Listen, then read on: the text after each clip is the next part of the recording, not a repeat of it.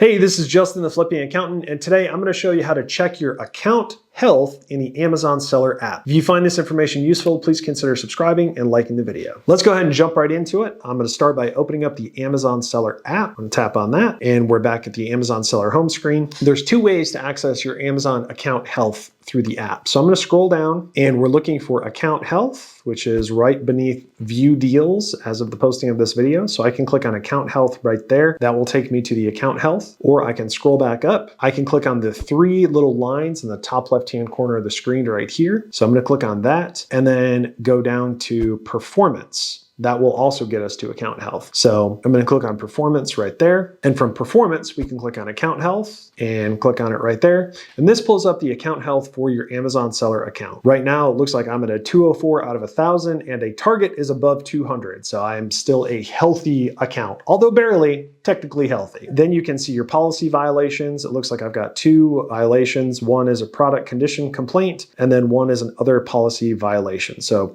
if you want to see those violations, you can tap on it to open it up. Yeah, that's pretty much it. So just to show you, if you want to keep up with your account health on the go, this is how you do it.